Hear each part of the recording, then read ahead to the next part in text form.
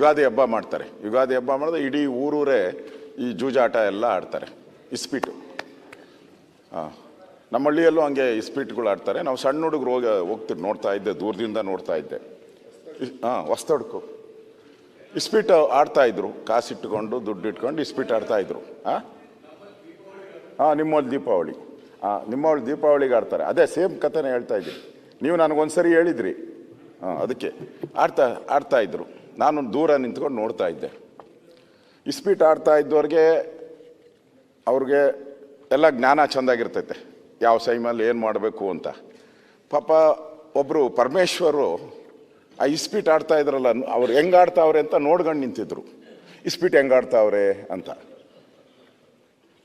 Ride ಆಗೋಯ್ತು, police ride ಆಯಿತು. ಸಿಕ್ಕಾಕೊಂಬಿಟ್ರು. ಯಾರು? ಪರಮೇಶ್ವರ್ ಸಿಕ್ಕಾಕೊಂಡ್ರು. ಇಸ್ಪೀಟ್ ಆಡ್ತಾ ಇದ್ದವ್ರು ಯಾರು? ಡಿ ಕೆ ಶಿವಕುಮಾರು, ಸಿದ್ದರಾಮಯ್ಯನವರು ಎಸ್ಕೇಪ್ ಆಡ್ಕೊಬಿಟ್ಟಿದ್ರು. ಈ ಕತೆ ಹಂಗೆ RCB. ಪಾಪ ಅನ್ನೆಸರಿ ಅಲ್ಲಿ ನೋಡ್ತಾ ಇದ್ರು ಬಂದವರಷ್ಟೇ. ಡಿ ಕೆ ಶಿವಕುಮಾರ್ ಎಲ್ಲಾರು ಸಿಗಾಕೊಂಡಿದ್ದು ನೋಡಿದಿರ ಸರ್ ನೀವು? ಸಾಧ್ಯನೇ ಇಲ್ಲ, ಸಿಕ್ಕಾಕ್ಸ್ತಾರೆ. ಈ RCB ಮಾಡ್ತೇನೆ. ಯಾಕೆಂತ ಹೇಳಿದ್ರೆ, ಒಂದು ವಿಷಯ ಕೋರ್ಟ್ನಲ್ಲಿದೆ, ಹೆಚ್ಚು ನಾನು ಇದರ ಬಗ್ಗೆ ಪ್ರಸ್ತಾಪವನ್ನು ಮಾಡಿದರೆ ಸರಿ ಹೋಗೋದಿಲ್ಲ ಅಂಥೇಳಿ ಅನಿಸುತ್ತೆ. ಎರಡನೇದು ಸಬ್ಜುಡಿಸ್ ಆಗುತ್ತೆ ಅಂತೇಳಿ, ಥ್ಯಾಂಕ್ ಯು, ಅದಕ್ಕೆ ಹೆಚ್ಚು ಮಾತನಾಡೋದಿಲ್ಲ. ಮತ್ತು ಮುಂದಿನ ದಿನಗಳಲ್ಲಿ ಯಾವುದೇ ಕಾರಣಕ್ಕೂ ಇಂಥ ಘಟನೆಗಳು ಕರ್ನಾಟಕದಲ್ಲಿ ಆಗಬಾರ್ದು, ಅದು ವಿಶೇಷವಾಗಿ ಸ್ಪೋರ್ಟ್ಸ್ ಆ್ಯಕ್ಟಿವಿಟೀಸ್ನಲ್ಲಿ ಆಗಬಾರ್ದು ಅನ್ನತಕ್ಕಂಥದ್ದನ್ನು ನಾನು ಈ ಸಂದರ್ಭದಲ್ಲಿ ತಿಳಿಸಿ, ಈಗಾಗಲೇ ಏನು RCB ಅವರಿಗೆ DNA ಅವರಿಗೆ ಕ್ರಮ ಮಾಡಿದ್ದೇವೆ, ಅದನ್ನು ಫಲಿತಾಂಶ ಕೋರ್ಟಿಂದ ಏನು ಬರುತ್ತೆ, ತೀರ್ಪು ಏನು ಬರುತ್ತೆ, ಅದನ್ನು ಕಾಯ್ದು ನೋಡಿಕೊಂಡು ಅದರ ಹಿನ್ನೆಲೆಯಲ್ಲಿ ಕ್ರಮಗಳನ್ನು ತೆಗೆದುಕೊಳ್ಳುತ್ತೆ ಸರ್ಕಾರ ಅಂತೇಳಿ ನಾನು ಈ ಸಂದರ್ಭದಲ್ಲಿ ಹೇಳಿ ನಾನು ಮಾತುಗಳನ್ನು ಮುಗಿಸ್ತೇನೆ. ನಮಸ್ತೆ. ಸನ್ಮಾನ್ಯ ಅಧ್ಯಕ್ಷರೇ, ಮಾತಾಡ್ಬೋದಾ? ತಾವೇನೋ ನೋಡ್ತಾ ಇದ್ರಿ.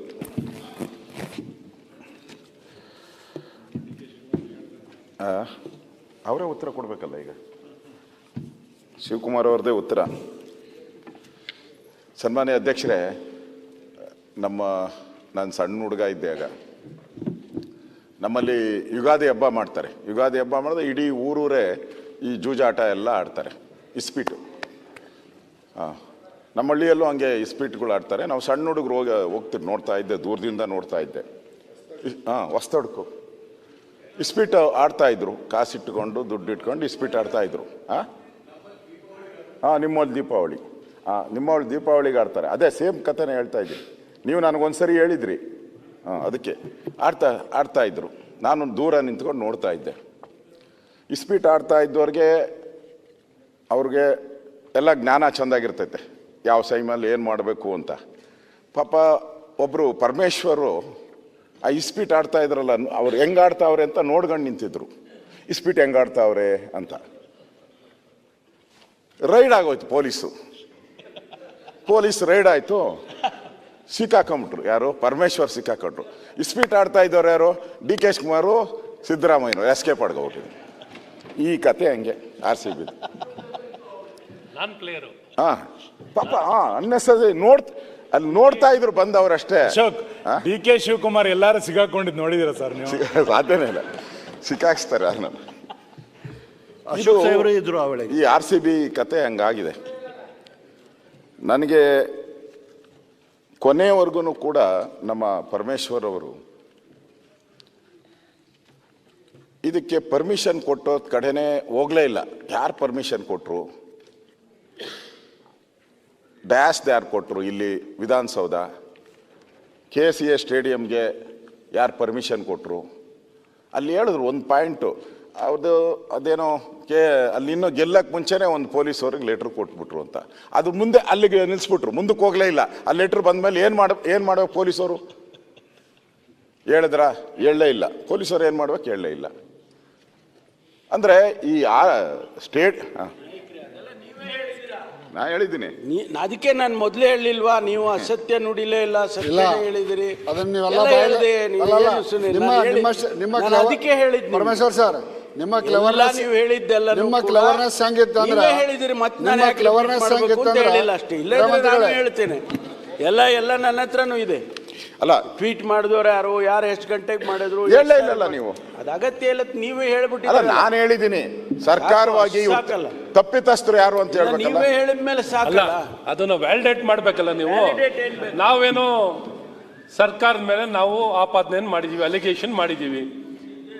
ಮಾಡಿರೋ ಅಲಿಗೇಷನ್ ಸರಿಯೋ ತಪ್ಪೋ ಸರಿಯೋ ಅಂತ ಹೇಳ್ಬೇಕಲ್ಲ. ಹಾಗಾಗಿ ನಾವು ಮಾಡಿರೋಂಥ ಆಪಾದನೆ ಎಲ್ಲ ಸರಿ ಇದೆ ಅಂತ ಹೇಳಿದ್ರೆ, ಸನ್ಮಾನ್ಯ ಪ್ರತಿಪಕ್ಷ ನಾಯಕರು ಹೇಳಿರೋದು ಅವ್ರು ಮಾತಾಡಿ ಗವರ್ಮೆಂಟ್ ಇಸ್ ಅಕೌಂಟೇಬಲ್.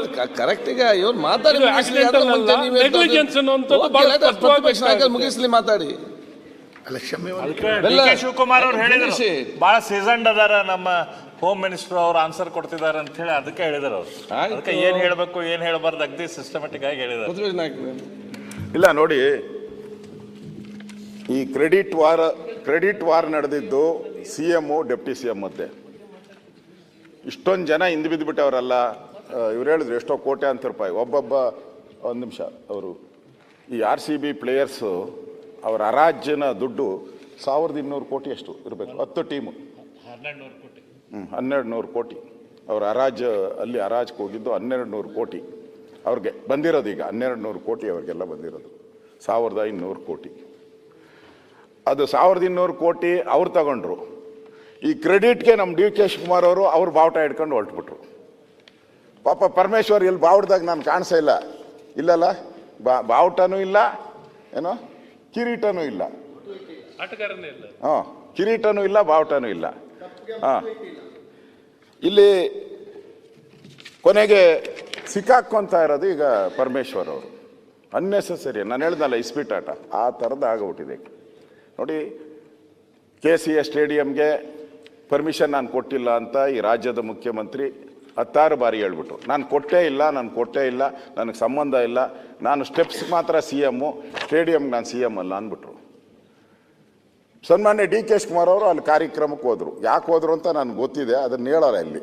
ಹೆಂಗೆ ಹೋದ್ರು, ಯಾಕೆ ಹೋದ್ರು, ಯಾವ ಕಾರಲ್ಲಿ ಹೋದ್ರು, ಇವ್ರ ಕಾರಲ್ಲಿ ಯಾರು ಕೂತ್ಕೊಂಡು ಹೋದ್ರು ಎಲ್ಲ ತಗೊಂಡಿದ್ದೀನಿ, ನಾನು ಡೀಟೇಲ್ ತಗೊಂಡಿದ್ದೆ. ಅದನ್ನು ಹೇಳಲ್ಲ. ಬಟ್ KCA ಸ್ಟೇಡಿಯಂಗೆ ಒಬ್ಬ ಉಪಮುಖ್ಯಮಂತ್ರಿಯಾಗಿ ಹೋದರು. ಆ ಕಾರ್ಯಕ್ರಮ ನೀವು ಸರ್ಕಾರದಲ್ಲ ಅಂತ ಹೆಂಗೆ ಹೇಳ್ತೀರಾ? ಪೊಲೀಸರು ಇದನ್ನು ನಿಮಗೆ ಅವತ್ತು ಹೇಳಿದೆ ಅನಿಸುತ್ತೆ ನೋಡಿ. ಇದು ಏನಿದು ಟ್ರಾಫಿಕ್ ಅಡ್ವೈಸರಿ ಕೊಟ್ಟಿದ್ದಾರೆ ಪೊಲೀಸರು. ಪೊಲೀಸ್ ಅಡ್ವೈಸರಿ ಟ್ರಾಫಿಕ್ ಕೊಟ್ಟಿದ್ದಾರೆ, ಅನುಚೇತ ಅವರು ಕೊಟ್ಟು. ಹೆಚ್ಚಿನ ವಿಡಿಯೋಗಳಿಗೆ ಪ್ರತಿಧ್ವನಿ ಯೂಟ್ಯೂಬ್ ಚಾನೆಲ್ ಸಬ್ಸ್ಕ್ರೈಬ್ ಮಾಡಿ, ಬೆಲ್ ಐಕಾನ್ ಕ್ಲಿಕ್ ಮಾಡಿ.